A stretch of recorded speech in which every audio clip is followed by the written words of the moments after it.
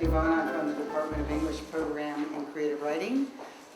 Here to welcome you to the third event in our fall reading series, which is brought to us by two anonymous donors, and in this, who are alumni. And in this week of desperate bank failings, we are especially grateful that we have generous alumni. Tuition wouldn't cover most of the things we like to do at the university, and it certainly wouldn't support all of our graduate students and our readings and our literary magazines. So we thank them especially this week. Today we are welcoming back one of our own, Patrick Somerville, who has already, by the way, I have to remember to announce, given a podcast interview to John Lennon. John has been doing interviews of all the writers visiting campus, and I also want to mention that Patrick's book, Trouble, his collection of stories, will be for sale after the reading, and also after the reading there will be a book signing and reception up in the English Lounge. Patrick Somerville is one of the youngest writers reading this year. He's not yet 30. He graduated from Wisconsin in 2001, enrolled here in 2002 in the graduate MFA program, graduated in 2004, revised his thesis while he was a lecturer in the department teaching English 280, or now 2800 as of this year, and then sold it the next year to Vintage. And it came out in 2006 and was named by Time Out in Chicago the best book of the year. He's since sold another book, a novel, The Cradle, which will be out in March of 2009. He hasn't been gone long enough for us to forget him, but he was always memorable and will still be remembered 20 or 40 years from now by those who were still around. Who remember not only his writing, but remember the conversation that the admissions committee had when they were discussing his application manuscript. And I can report that he has the distinction of probably being the only writer who's ever come to Cornell, been admitted to Cornell, about whom the word axe murderer was used in the discussion, as in, do you think this guy is brilliantly, darkly comic, or is he actually just an axe murderer? And I'll report who said that comment. It's a pretty accurate quote. And we decided, quietly at another time. We did decide brilliantly comic writer. And although his collection, I think quite accurately, his collection of stories, Trouble, is always characterized as a book that it's about being a man, becoming a man, being a boy, being a male of the species, and trying to figure out how to inhabit our planet as a male of the species. It's also a book in which you experience always a great sense of vertigo, at least once in every story, when a main character discovers simultaneously that everything is possible and that after all nothing is possible, or that nothing is possible but yes, everything is possible. There's always that push-pull in Pat's work. His work has appeared in One Story magazine, which is, by the way, one of the best literary journals in the United States, Esquire, GQ, Epic, which is the other great literary magazine in the United States. I'm actually serious about that, coincidentally. It's published by Cornell. And in Best American Non-Required Reading. He's a young writer. He's on his way. He's still all ours, although he is already teaching in another university and will be the visiting writer at Northwestern in spring semester. Please welcome Pat Somerville.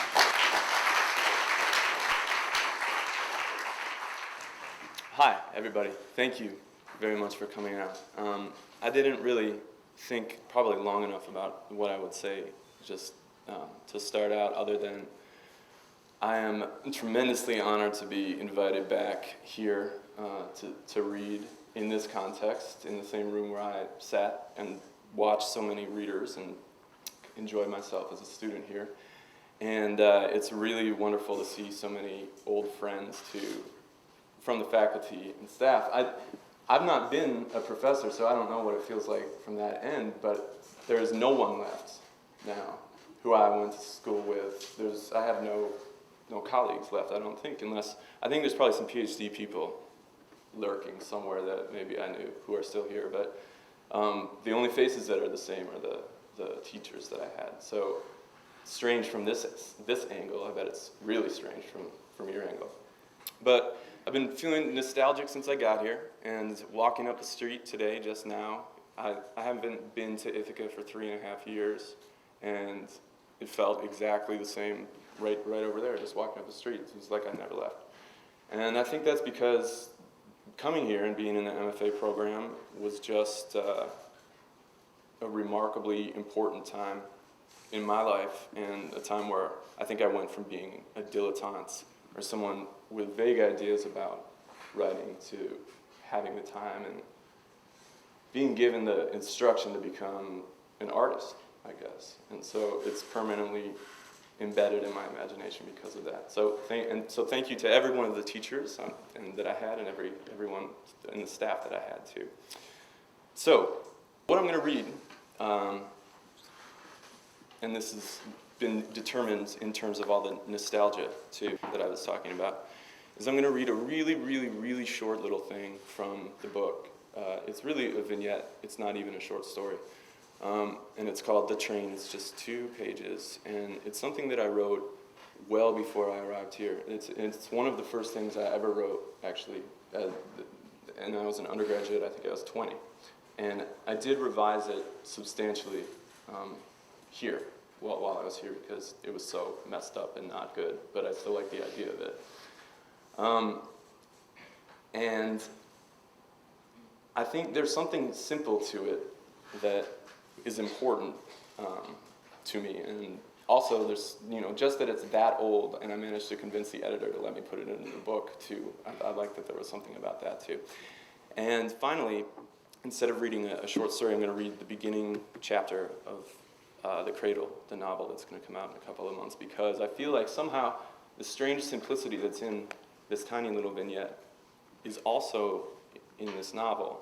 And I think it took many years of going around in a big circle of thinking about craft and writing and art and what you're supposed to be doing to kind of know it intuitively, forget, know it again, forget, get back to it.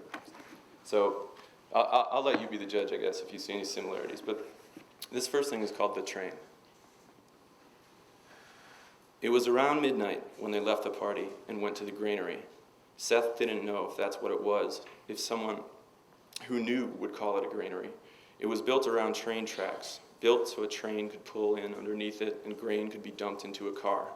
A shell hollow at the bottom. That's where they went in. They just followed the tracks. It was a frightening place, but Seth could see that his friends weren't frightened. It was the type of place where a horror movie would end and somebody would be killed. It was a skeleton of a warehouse with dark metal ladders and pipes wrapping themselves around the building, twisting and rising around dark graffiti on the sides of abandoned boxcars. Adam and Elle tried to talk about the stars in the abstract. Patrick never said anything. They climbed a ladder, maybe 40 feet, into the underbelly of the building. There was a platform there at the top, and then another ladder. They climbed that too. At the top, there was another platform with a pipe running just below it. The platform and the pipe were a perfect place to sit. They could all rest their feet on the pipe. They talked about a movie they had watched. I thought it was funny, said Adam. I totally didn't get it, said Seth. He didn't. There's not much to get, said Adam. They all nodded. You know what's funny? Asked Elle. I mean, if we're talking about funny. What? It's funny that we're in Minnesota. It was Halloween, and the air had begun to cool at night. They could all feel winter coming, but it hadn't yet taken hold, and they sat in the cold air, happy they could still sit outside at night without too many clothes. Minnesota, said Elle. It is a long way down, said Adam. He dangled his feet back and forth and looked down to the tracks. One of his sandals slid off his foot. "Damn," he said, and they all watched it drop. "I'll get it," said Seth. "No, man, that's okay." "No, I want to climb the ladder again," he said. He said, "Well, you can rotate around on the ladder," said Patrick adamantly. "Go around to the other side, halfway down." "No, I'll do that," said Seth. He began climbing down. "See you guys later." They didn't say anything. As he climbed down, he could hear dry leaves skittering across the concrete floor. The air was clear. He could hear just about everything. It was incredible. He jumped off with 2 rungs to go, and his body fell silently through the darkness. He walked over to the sandal. Adam kicked off the other sandal, and it sailed down end over end. Seth tried to catch it. It hit his hand, but he dropped it. He picked up the sandal, and then the other sandal. He looked up at them, and they looked down. He couldn't believe how high up they were. He hadn't remembered climbing so much. "Am I supposed to do something now that I'm down here?" "Yes," said someone. He couldn't tell who said it. "I'll dance for you," he said. And then he did. He started tap dancing, even though he didn't know how to tap dance. "How's this?" he yelled up, swinging his arms, smiling. "That's very nice," Adam said. He didn't have to yell, the sound was so good. "All right, I'm coming back up," Seth said. He walked back to the ladder. He ascended to the platform hand over hand very carefully and set the sandals down next to Adam. "Thanks," he said. A train was coming. "Close your eyes and don't say anything," said Patrick. They were going to listen to the train as it passed. It rumbled under, and then it was there, crawling along beneath them, not moving fast. Seth closed his eyes. It was past in 5 minutes, and they all opened their eyes and talked about the sound of the train. They were getting cold. That's it for them. So that was revised a lot, but you can see it's sort of flawed too. I think of that as flawed. That was me trying to be Ernest Hemingway when I was 20, but then adding a little bit here and there. Stephanie's always like, "Make sure it's funny." That wasn't funny at all. Okay, now I'm going to read the first chapter of a novel called The Cradle, which will be out in a few months in March. And I wrote most of this last year. There's a little Walt Whitman quote to open part 1, and I'll read that for you too. Okay, here's the Whitman. "Out of the cradle, endlessly rocking, out of the mockingbird's throat, the musical shuttle, out of the 9th month midnight, over the sterile sands and the fields beyond, where the child, leaving his bed, wandered alone."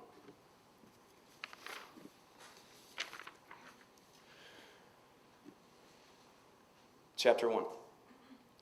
Marissa could not be comforted and wouldn't have it any other way.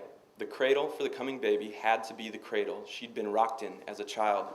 Not only the cradle she'd been rocked in, but the cradle that was upstairs in her bedroom when she was 15, and her mother came home one night from the grocery store, slammed her keys down on the countertop, slammed the brown crinkled bag onto the table, looked down at the floor, looked at Marissa, took the keys, and walked out the door, this time permanently.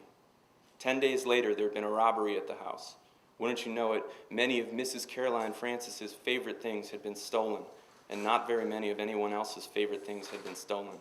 So Marissa and her father had always assumed the robbery had been Mrs. Caroline Francis's transparent version of getting what she wanted for the start of her new life without having to walk in and see anyone or do a painful thing like say goodbye. The cradle was taken that night. They said the cradle came from the Civil War. Matt had never believed that, no matter how many times he'd heard the story. What poor family living outside of Milwaukee had Civil War relics in their home? And furthermore, who used such things, if they even existed, for actual children? Also, what exactly did a Civil War cradle look like? Did it have guns on it? Were there Confederate and Union flags carved into the headboard? What antique dealer had ever confirmed its origin? Had it been to Gettysburg? And whose baby was in it back then? Ulysses S. Grant's? Or the child of some Wisconsin soldier from the prairie who'd gone south to fight and never come back? There was no story attached to it, and no good reason why the Francis family should have been so caught up with it in the first place. But they were, and Marissa wouldn't have it any other way. She told this to him 8 months into her pregnancy, her belly taut and round like a globe. It was June 1997, hot, and Matt was killing himself at work. He'd been taking whatever double shifts anyone at the plant dangled in front of him just to store up enough money for the baby. He had no idea what it meant for the kid to come, and no idea what it was going to feel like once it came. So the one thing it made sense for him to do, he figured, was put his head down and get money in the bank and leave the understanding to Marissa or her father, two people who seemed to know quite a lot on the subject. They were drinking lemonade on the back porch when she told him that the baby would be requiring the cradle. She said it with her hands on the glass, staring at Matt straight in the eyes. He said, "Well, how am I supposed to get it?" "Well, it's not like she broke it up into firewood. She still got it." "It doesn't matter much if we don't know where she is," he said. "I think you'll be able to find her," she said. "I don't want to find her. I don't want to see her. I don't want to know her or know how you do it or where she is. But you can if you look hard enough. You can find anything. You're Matt. What about my keys? I looked for 6 hours, then you get home and you find them in 5 minutes." Marissa aimed her dark countenance at him and waited. Her eyes were deep chocolate black, like her hair, back now in a loose ponytail. She had a little birthmark that hugged her right nostril and freckles up beneath her eyes. In the last months or so, her skin had taken on a new tone. Not exactly a new color, but rather a new timbre, infused with a ruddier health and light. She was not smiling. "That's not the same thing, I'm sorry," Matt said. "I just want you to go get it and bring it back." Matt kept looking at her face. He was pleased to go to the grocery store to get her pickles in the middle of the night. He did suspect she was making it up half the time, of course, that half the time she wasn't really feeling any food cravings, but was just acting out something about pregnant women she'd seen on TV. But he rolled out of bed and did it every time and never said one word. Fine. Going off to find her mother or an ancient cradle was different. He looked up at Glenn, his father-in-law, who was manning the grill about 15 feet away and who was too deaf to overhear the conversation. "Well, what will your father think?" he asked. "I haven't said anything to him," said Marissa. "I don't know what he'll think. Maybe you should say something. He might have things he wants to get back to." "Baby," he said, shaking his head at her grin, "I can't tell if you're joking right now or not." "Just because I'm laughing doesn't mean I'm joking," she said. "That's rarely the case. You know me, Matt. The baby needs it." "Why?" "Because it matters, that's why," said Marissa. "Because every time I think about him in the world, I think about him inside of it. I don't want him growing up in some white plastic piece of trash we order out of a catalog that came halfway around the world. What lesson do you think we would be teaching him by doing that? I was in the cradle, Matt. I was in that cradle." "That's it," Matt said. "No one else. It's not as though your family's had the thing since the damn Civil War. Your grandma bought it at a yard sale." Right there then," she said. "There's another link. Her hauling it home that day. Where it first came from doesn't matter. It's what it's done since then. I want it back. You of all people should understand this." "Why?" he said. "Well, you're an orphan." To her, the whole truth of the connection was obvious. "How exactly does that relate?" Matt said, because it wasn't to him. "There are two kinds of people in the world," Marissa said. "There are people who understand that everything matters and people who don't understand that everything matters." How Marissa it was to say that. Matt smiled at her half-heartedly, leaned back into his chair. She was keen on breaking the world into its parts. She wanted its pieces on the table in front of her. Matt didn't know where this habit came from, this analytic aspect of her world. It certainly wasn't her father's way. Her father was all gray and compromise. Maybe Caroline had had that to her. Or maybe it happened to you when you had a mother and then suddenly did not. Your mind, shifting miracle that it was, went all the way and compensated with certainty. You lose one of the two people whose duty it is to provide the truth, and you replace her with your own vision of the truth. It has to be strong. You look out at the world and say, yes, it must be this or that, on or off. Better that than nothingness and blur. Matters. What matters? And you think, I'm one of the people who understands that everything matters. She nodded. "When have I ever said that to you?" he said. "Well, I married you, didn't I?" she said. "If we get a new one," he said, "then we can just start again and invest the damn thing with our own new memories. If that is what's so important." "But why do that if there's something better out there already?" she said. "It's not as though the cradle's going to fill up with too many memories. I want it." Matt saw his father-in-law turn with the 4 hamburgers on a wooden tray and start walking toward them, looking down at the patties. 2 of them had cheese. "I don't think you're going to get it back," Matt said. "I'm sorry. It's gone, baby." "No, you don't seem to be understanding," Marissa said, leaning forward as her father set the tray on the table. She had one hand down on her belly. She was wearing a black maternity top that he'd watched her buy last week. It cost $45, and Matt spent 15 minutes standing beside her in the store trying to talk her out of buying it. She looked beautiful now. Her black shining hair had grown out in the past year since she'd gotten pregnant. Even in the ponytail, the bangs were evident.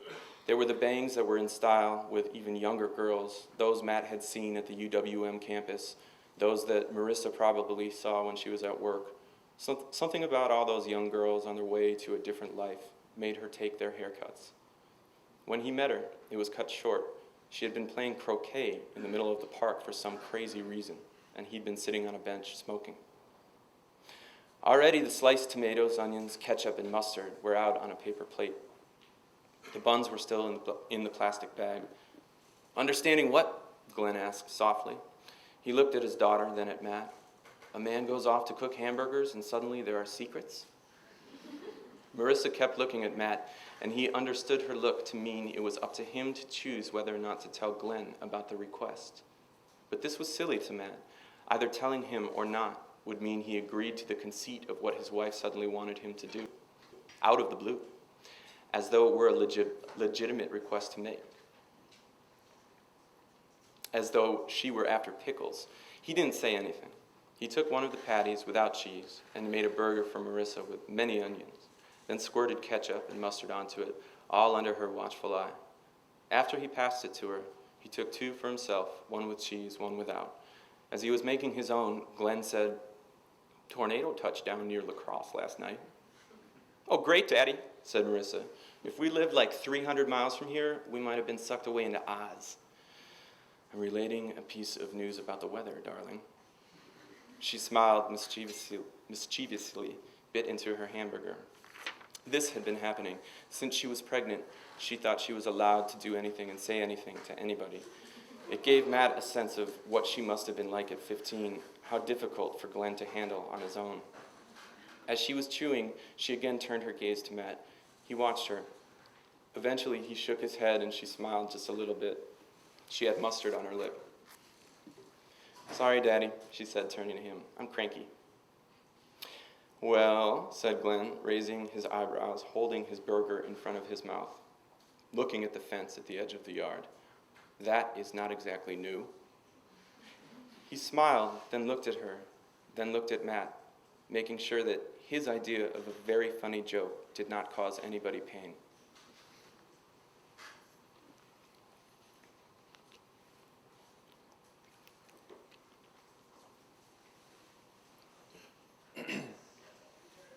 Matt felt out of sorts as he did the dishes. Marissa had gone upstairs to lie down, and Glenn was in the living room on the sofa watching television and sipping a beer. Matt had his own beer on the countertop beside the dish caddy, and between rounds he set the scrub brush down in the sink and raised the beer to his lips. She was plainly not joking, and he knew she would not forget about it.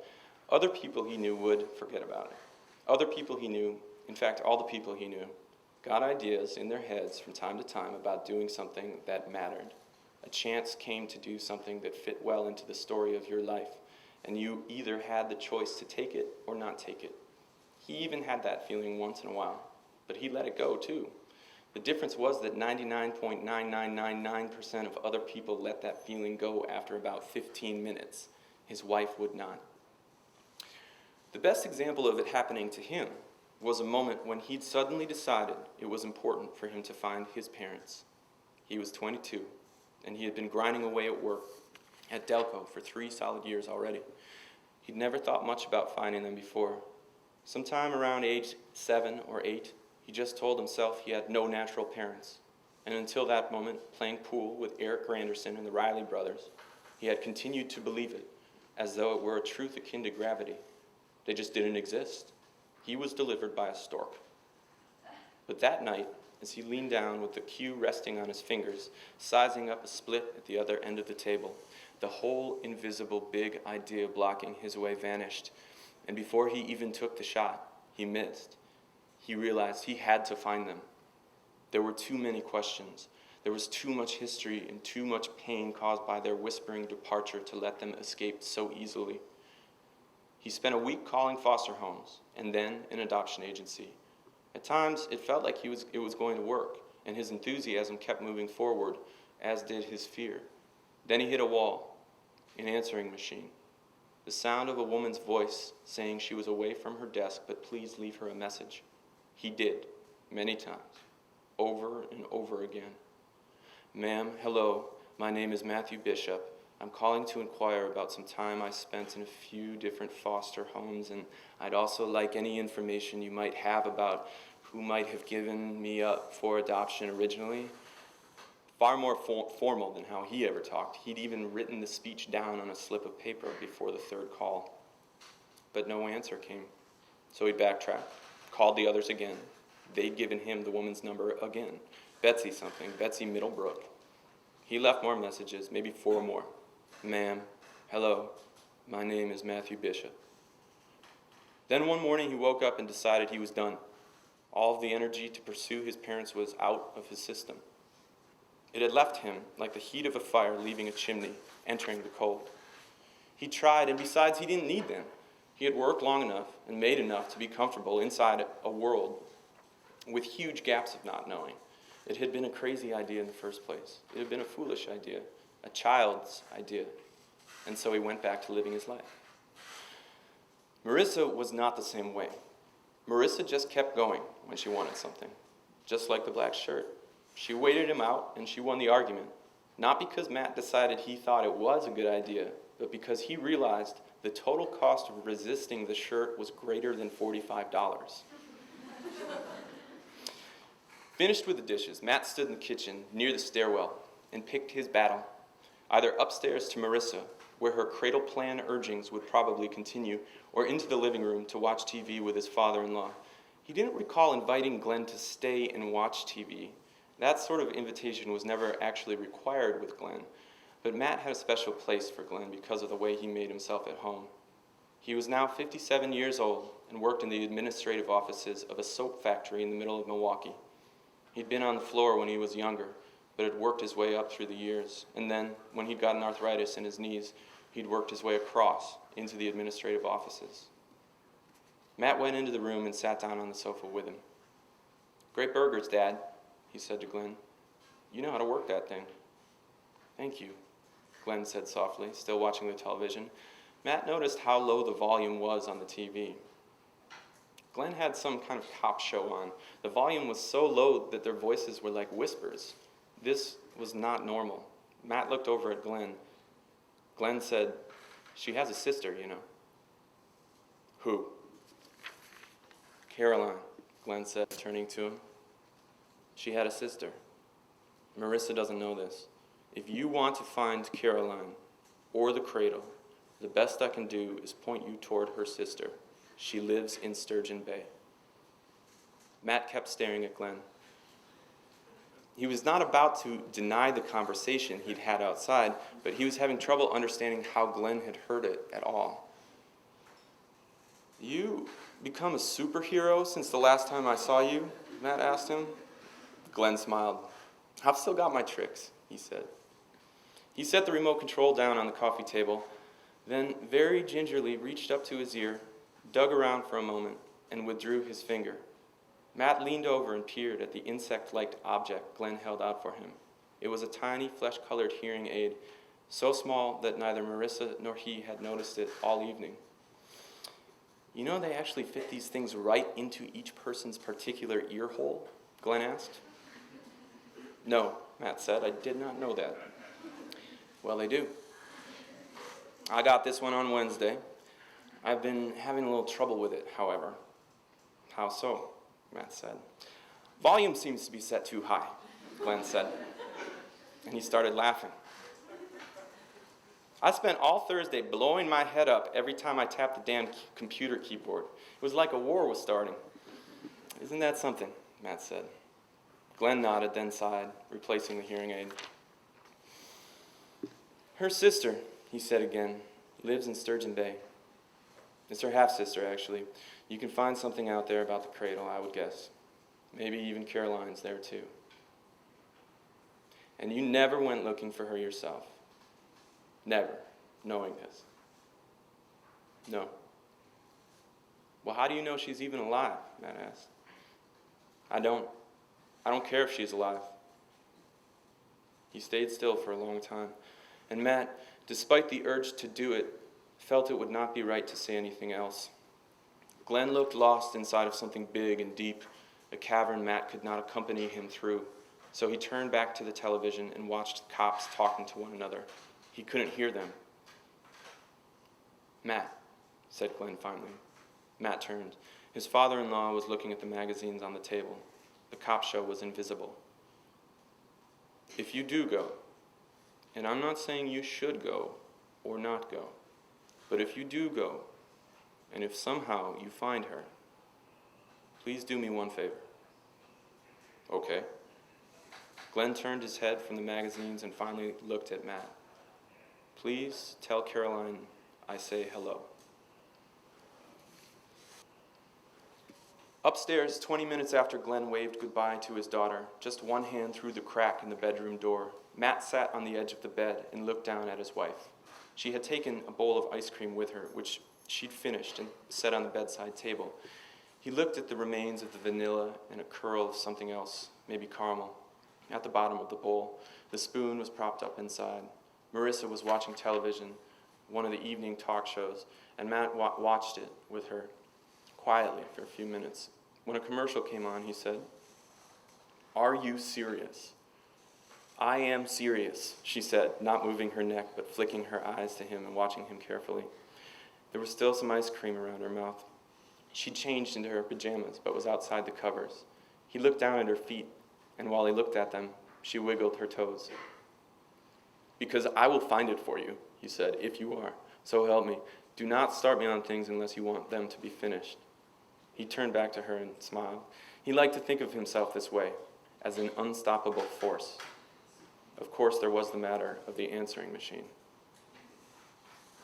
"I would like that very much," she said. "This is my last try to talk you out of it," he said. "Okay," she said, "go ahead." "Marissa," he said, "we are going to have a baby. I think that's just about all the meaning I require." "He's bringing it out in me," she said, her hand going to her belly. Together they looked at it. "He's making me think about her." "Well, that makes sense," Matt said. "Yeah, it does." "If I get it," he said, "and bring it back here, what is that going to show you? It's an object. We're here. We have our home. We have everything we could need. It's going to be fine when he comes. Is that it? Are you worried?" "Do you know what you want to name him yet?" she asked, not bothering to answer or disguise that she wasn't going to answer. "What about Ty?" "That was my dog's name when I was little," she said. "Oh. Besides," she said, "that's a redneck's name. Not even from here. Isn't that from the South?" "Hey, Tyrone," she said, the last words in her approximation of a Southern accent. Matt smiled and leaned toward her and let his mouth hover near hers. "That," he said in his own drawl, "was the worst Southern accent I've ever heard." He knew his was better, even though it wasn't very good. I know that too. But the difference in quality was enough to make both of them laugh. "So," she said, after he kissed her and sat back up, "you'll try?" "You have given me no other option." "Well, you could just say no," she said. "I know I could," he said, "as you are crazy. Any jury of rational minds would side with me." "Well, good thing this trial isn't going to court then." "Good thing," he said. He left her with the television on and went downstairs to finish cleaning up. When he was done, he took a beer outside, wandered through his small backyard for a minute or so, then drifted to the grill, which he scrubbed with the steel brush half-heartedly, still sipping at the beer. The sound scraped its way out into the night neighborhood. He sat down in one of the lawn chairs and looked into his neighbor's backyard, then up at the stars. It was a new moon. The sky was crisp and black, and the stars were fairly strong, at least in the west. To the east, the glow of Milwaukee lit up the lower part of the sky like a spilled glass of lemonade. He looked back down and saw Frank Rosenblum in the kitchen next door, wearing a white t-shirt. He was in his boxer shorts, looking through his refrigerator. It looked like 1947 inside his house. Last winter, his wife died of pancreatic cancer. Matt had watched warily from the yard as the illness moved on, had seen snapshots through the window like a magic lantern, and stitched them together into a story with reports from Marissa, who often went through the gate after supper to sit with Mrs. Rosenblum and have tea.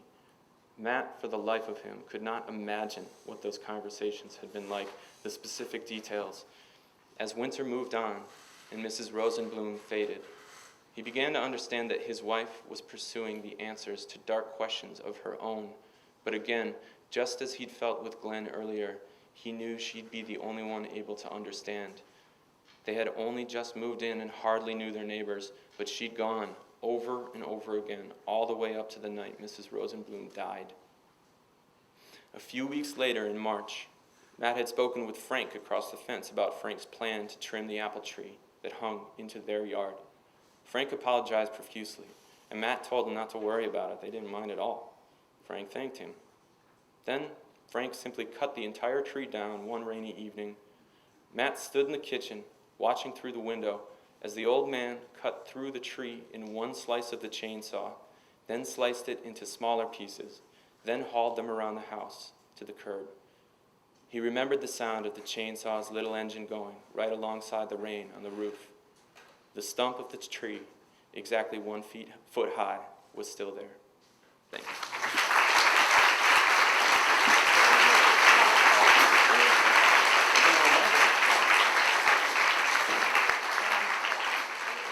We have time for a few questions. I think what you're talking about, it's really hard for me to answer that because I think what you're talking about is really just my sense of humor, which I don't think I've analyzed well enough to be able to, answer in terms of craft per se. What was the specific question? Like, do I know that I'm doing that? No, because in both pieces you read, you have the people talking about what's funny and what isn't. That sounded to me like you have analyzed what's funny. No, but my characters have.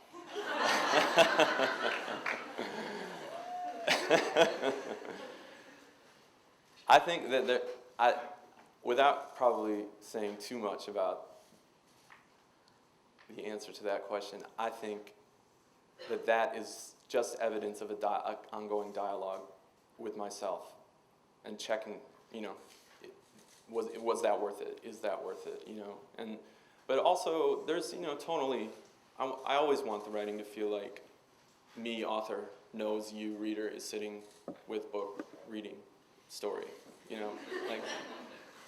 I like that kind of tone, so that sort of stuff is often in there. What's the best comic you ever got to workshop? Either from a professor or another. Best? Best. Or worst, whatever. Well, I'm not sure what you mean by best. Most helpful. Dan told me the end of one of my stories fucking sucked. That's not verbatim quote, actually. It is verbatim, actually.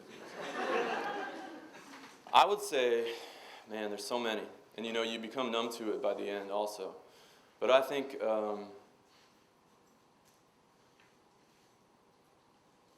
I could list each one of the professors I had told me, I'm sure, one thing that dramatically impacted the quality of the stories. And my colleagues also, I was often integrating things people were saying into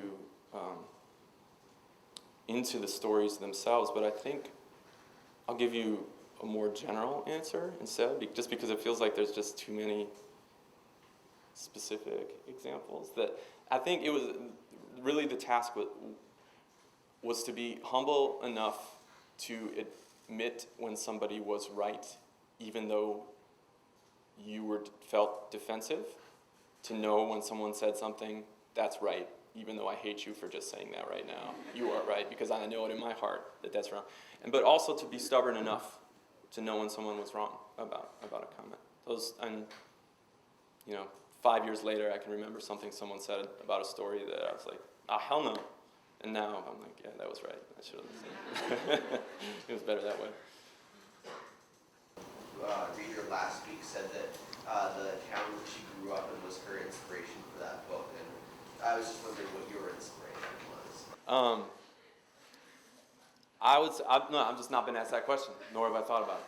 But I think that the answer is, it has something, it's like what I said about the story I wrote so long ago and then this, this big gap of time in between, and you go through this huge arc of sort of like, oh, it's irony and comedy, or the tone like this, or self-consciousness, or no self-consciousness. And I think the whole point of this novel, or why I like the novel, or why I wrote the novel, was that I felt as though I had gotten very, very far away from what really I cared about in terms of literature which is emotional honesty, direct emotional honesty between author and audience, and between characters, and between author and characters, just like real human emotion.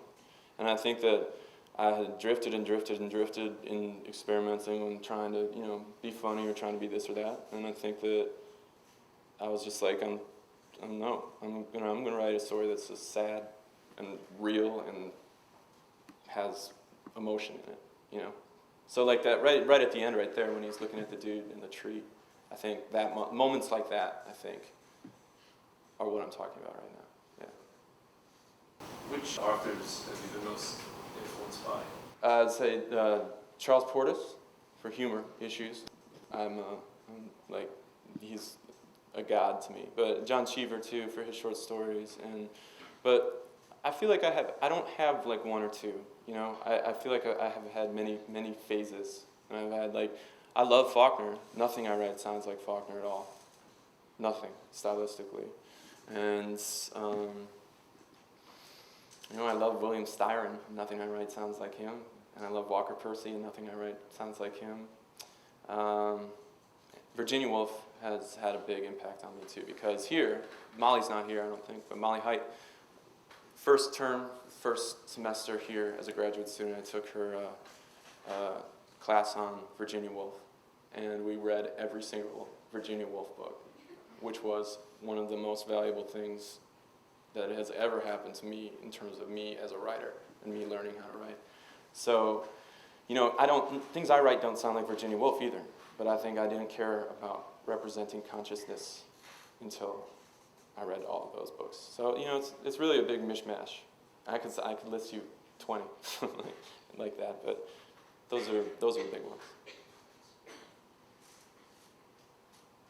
Did you finish the short story before you started the novel, or did the novel already start to creep up? Oh yeah, there's a big gap. Not to mention 250 pages of a bad novel, and then a complete bad novel in between. And credit card debt, being broke, moving, considering stopping writing, becoming a lawyer, I don't know. Tired of being poor.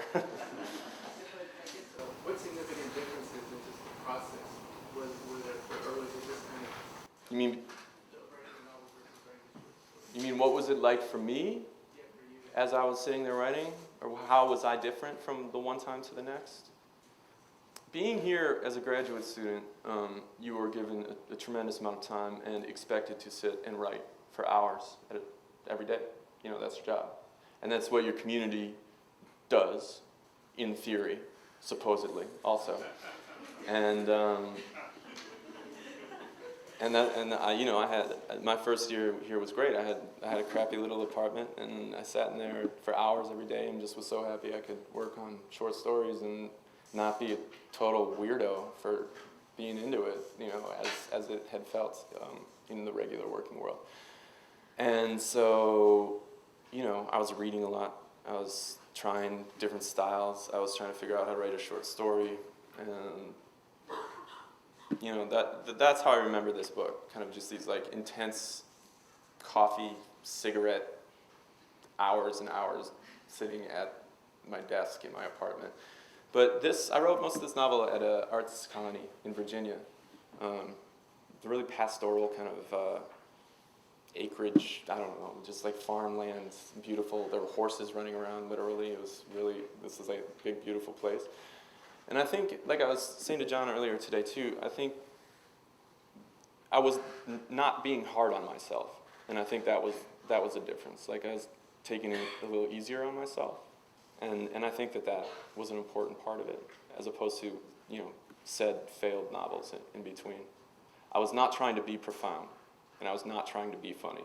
And I think the more things I stopped trying to be, the easier the process was. You really had been an ex-murderer. Where would you do your chopping? I didn't hear the second half. Where would you do your chopping? You were really an ex-murderer. What would I chop? Where? Well, it depends if they had let me into Cornell or not. I mean, I suppose, I'm not going to answer that question. Come on. There's no way. There's no way. I would chop down the worst ideas in the world. I would go after evil in the abstract.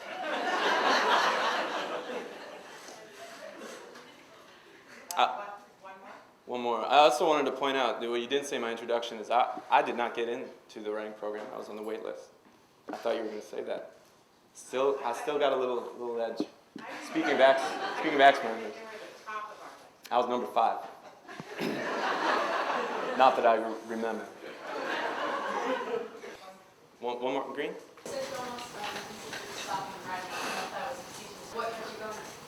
There's this thing in Rilke, the Letters to a Young Poet, and it's all about you must, if you know in your heart you can do nothing else but be the writer, then you must, then you are a writer. And I always thought, I was like, no, I don't believe that, because that's what I wanted to. But I knew I could stop, probably not be happy with it, find a career that made me more stable and had, a better financial, stable life, and be happier in other ways and be disappointed. And I think that the reason I didn't was that, number one, I had inertia, I had a book out. And had I not, I think I probably would have been much more kind of like worried, because I'm very, very hard on myself. I think that was the problem. And, I had been here. I knew real writers, which is a real kind of good point of MFA programs that you don't really think about. Like I had never met an actual writer before I got here to this. And so I knew that such things existed, such people existed. And, I think I had enough energy to be like, I got a couple of years in me. Like I can do this for a couple more years, but I was just like, maybe it's not going to happen. Or maybe it's too hard. Or maybe, I don't know. But I never got to that point. I never got all the way to that point. I want to tell you one more thing. It's a glum way to end. No, this isn't. But I want to tell you that in case you were wondering whether Listen to Rilke. In case you were wondering whether this is autobiographical, he's actually getting married in 9 days, a week from Saturday. So we could congratulate him and thank him.